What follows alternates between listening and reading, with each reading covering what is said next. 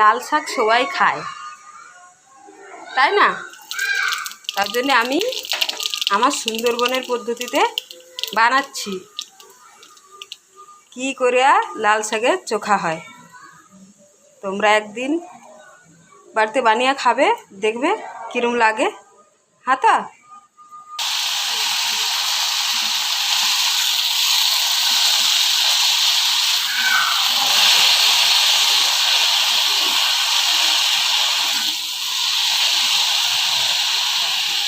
লাল শাকের দোলা, লাল শাকটা এরকম করে ভাজি নেবে,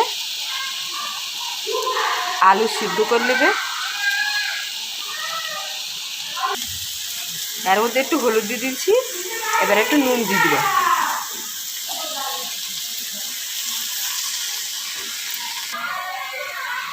এরকম করে সিদ্ধ হয়ে গেলে, এটা সিদ্ধ হয়ে গেছে, এবার আমি এটাকে নিয়ে আলু সিদ্ধ করছি, একটু লঙ্কা ভাজি নেব, নিয়ে আমি এটাকে চোখা করব।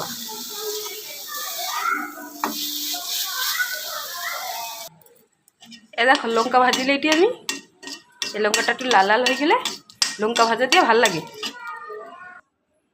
আমি সিদ্ধ আলুটাকে ছাড়িয়ে নিচ্ছি, এবার লঙ্কা মলবা। দেখো এরকম করে লঙ্কা মললে ভালো, লঙ্কা মলিয়া ভালো করে চোখা করলে, দোলা করলে খুব ভাল লাগে খেতে।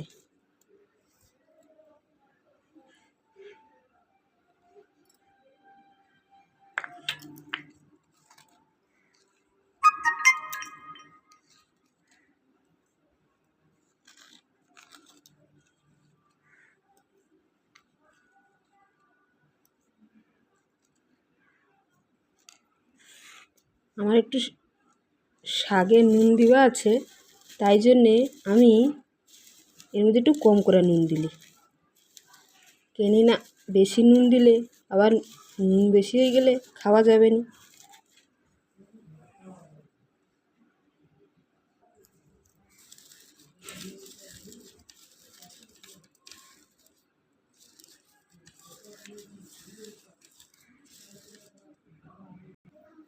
এ দেখো আমি আলুটাকে দোলা করে নিচ্ছি, এবার এর মধ্যে শাকটাকে দিয়ে দেবো। এই যে শাক যেটা সিদ্ধ হয়ে গেছিলো, এই যে এই দেখো এই শাকটাকে দিয়ে এরকম করে মাখে নেব।